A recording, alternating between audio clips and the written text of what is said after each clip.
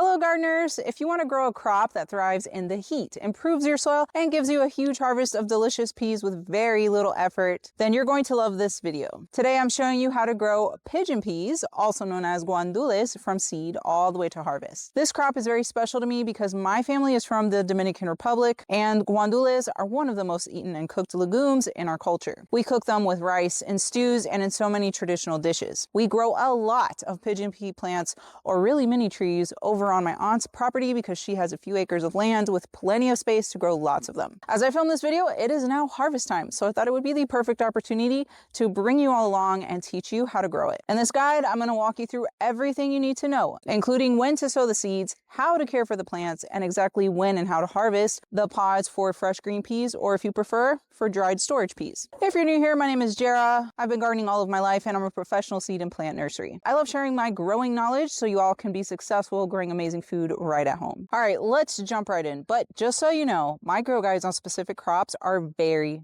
detailed. I'm going to be sharing a lot of info in this video because I want you to be successful growing pigeon peas. All of this information is written out on a blog post over on my website, so you can easily reference, print, save, or read upon it, and I'll just link that below in the description. First, let's talk about what pigeon peas actually are, especially if this is your first time hearing about them. Pigeon peas are a popular legume grown throughout tropical regions of the world, especially in Africa and the Caribbean. But even though they're a legume, they don't grow like bush beans or pea vines. Pigeon peas grow into a woody shrub, and depending on the variety, they can reach up to 6 to 8 feet tall and just as wide. They almost look like a bushy mini tree, so make sure you give them plenty of space. One of the biggest benefits is that pigeon peas are extremely resilient. They handle the intense heat, poor soil, and strong sun without a problem. Here in Florida, we grow them in our native sandy soil with little to no amendments, and they still produce beautifully. Once established, they're also drought tolerant, which makes them a great crop for low maintenance gardens. We like to plant them before the rainy season so the seedlings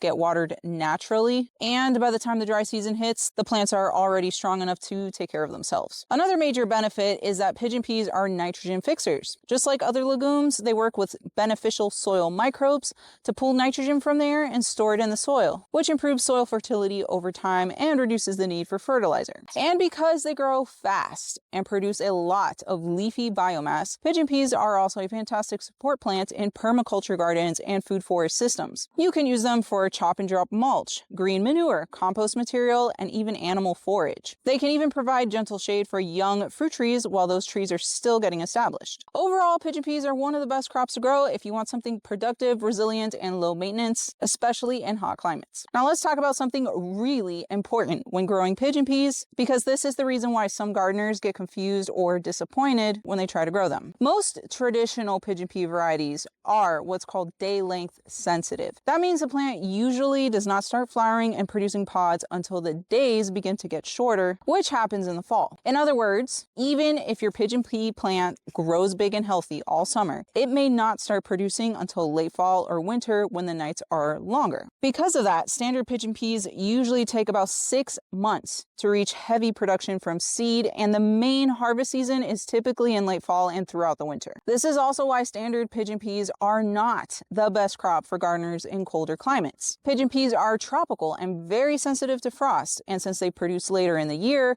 a cold front can kill the plant before you ever get a chance to harvest it. Therefore, pigeon peas grow best in subtropical and tropical regions where winters are mild and there are little to no freezes. In the United States, that usually means southern areas in garden zones 9 and up. Now here's the good news for my cold climate gardeners. There are some pigeon pea varieties that are day neutral, meaning they do not rely on shorter days to start flowering. These types can start producing much faster, sometimes in as little as 3 months from seed. You may see them labeled as northern adapted pigeon peas. 2 examples include varieties like Georgia 2 or green pigeon peas. So if you live in a cooler climate and you want to grow pigeon peas, look for those day neutral or northern adapted varieties. Plant them after all danger of frost has passed in spring, and you can often harvest before the next cold season arrives. And by the way, if you need pigeon pea seeds, I do have some available on my website website at jerrasgarden.com. There are some other differences across pigeon pea varieties that are kind of important to know. They can vary in plant size, how fast they mature, how much they produce, and even what the peas look like. Some varieties stay short and bushy, usually around 3 to 5 feet tall. Other varieties grow into large shrubs that can reach 6 to 10 feet tall,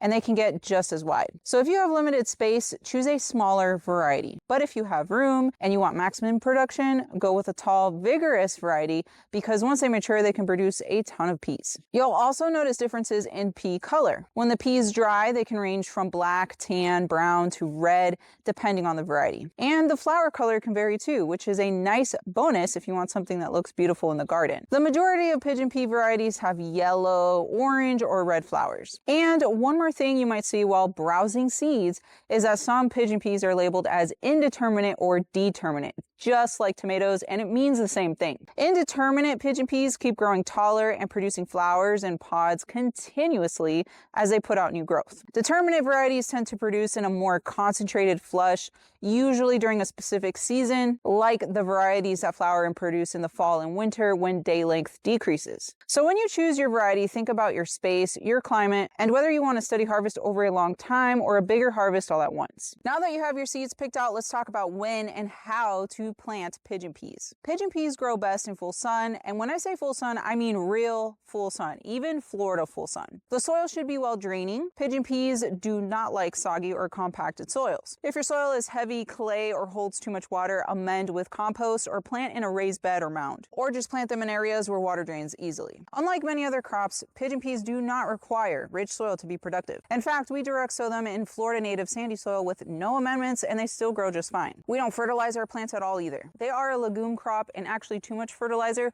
will cause lots of leafy growth and no production. If plants look a little yellow or like they are slow growing, fertilize with something very gentle and mild like fish emulsion or add some compost, but that's it. Pigeon peas are a true warm season crop, and they absolutely love the heat. This is not something you want to plant in cool weather because the seeds will germinate poorly, if at all, and the seedlings will grow very slow. The best time to sow pigeon pea seeds is after all danger of frost has passed and your soil has warmed up. For many gardeners, that ends up being about 1 to 2 months after your last spring frost date. The most important thing is that your soil temperatures are consistently warm. The earlier you plant, the bigger the plant is by the time fall and winter arrive, which means more production. For example, in my garden here in Florida, my last spring frost date is around February 8th. So my family and I usually direct sow pigeon pea seeds in late March or sometimes in April. We pick a full sun spot that's cleared of weeds, plant about 3 seeds in each spot, and water them in very well. If all 3 seeds sprout, we usually leave them all together. We do not thin them out. Pigeon pea seeds usually germinate in about 7 to 14 days depending on temperature and moisture. Since March and April are dry season here in Florida, we make sure the seedlings stay consistently watered while they get established. Then once the rainy season arrives in June, we barely have to water at all because our natural rain cycles is enough. Pigeon peas can be a little tricky to germinate because the seed coat is tough. They need warm soil and consistent moisture to soften the seed and sprout. If you want to speed things up, you can soak the seeds overnight in warm water before planting. I personally don't do this because I still get good germination without having to soak in water,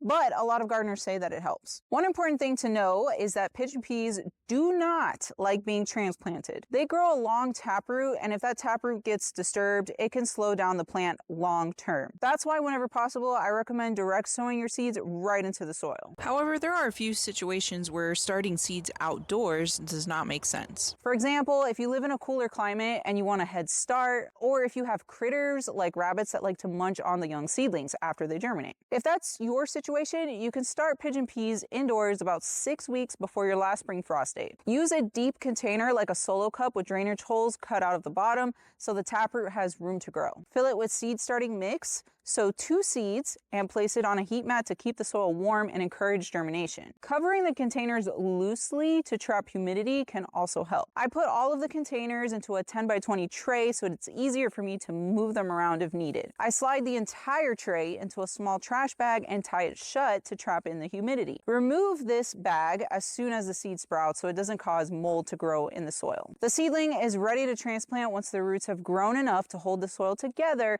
but before it becomes becomes root bound. If you wait too long and the seedling gets root bound, it can stunt the growth of the plant once it goes into the ground. Transplant it outdoors once all danger of frost has passed and handle it very gently to protect the taproot. Pigeon pea plants grow rapidly once they take hold and summer heat arrives. They don't really have that many pests or disease issues, but there are a few things you should watch out for. Pigeon peas are generally tough, but you still want to inspect the plants regularly. If you notice aphids on the leaves or stems, blast them off with a strong spray of water. I personally don't like to just outright kill aphids because they are a food source for ladybugs, and sure enough, if you just wait a little bit, those ladybugs will eventually show up and devour them all. But if the aphid infestation is very bad, to the point that it's causing new growth to be shriveled up, then spray with spinosad or insecticidal soap. If you notice caterpillars chewing holes in the leaves or the edges of the leaves are cut and rolled back, that's a sure sign of leaf roller caterpillars.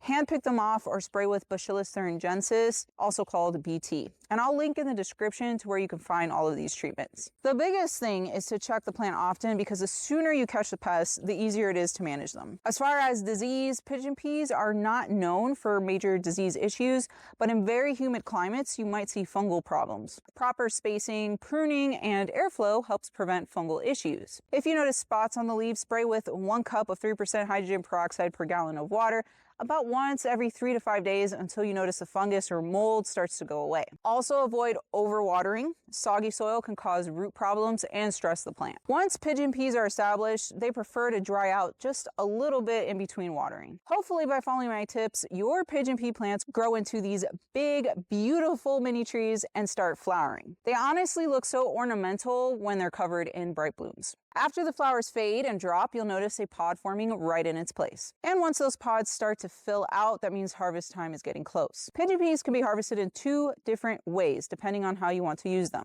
The first way is to harvest the pods while they're still green, so you can enjoy fresh pigeon peas.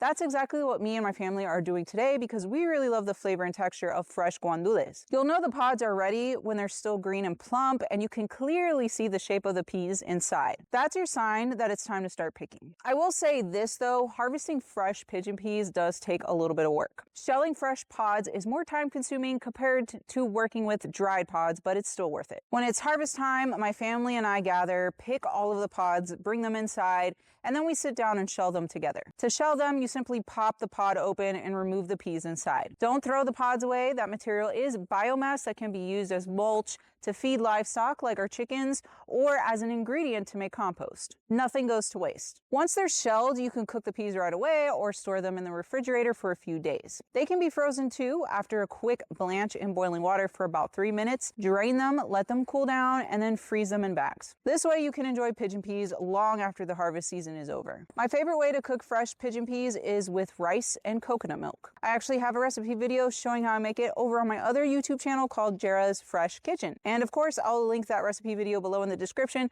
along with any other pigeon pea recipes that I might have. The second way to harvest pigeon peas is to leave the pods on the plant until they dry out completely. This gives you dry peas that you can store long term, and it's also much easier to shell them this way. Once the pods are dry and brown, you can harvest them all at once, toss them into a large container like a storage tote, and then break open the pods to release the peas. I literally stomp on top of them to release the peas. Don't worry, this won't damage the peas inside. Some people even put the pods into a pillowcase and smack it around, which works really well too. After that, you just separate the peas from the dried pod pieces. We like to use a series of mesh strainers or winnow them with some wind so the lighter pod debris blows away and you're left with clean, dry peas. Pour the dry peas into mason jars and store them in a cool, dry, dark place for long-term storage. Now you know how to grow pigeon peas, also known as guandules, from seed all the way to harvest. This video took me over a year to film and create, so thank you so much for coming along with me on the full journey. I am so happy I finally get to share it with you, because guandules are one of my favorite crops and such an important part of my Dominican heritage. I truly want more gardeners to experience how productive and rewarding this plant can be. If you enjoyed this video, please give it a big thumbs up. That helps out my channel more than you know.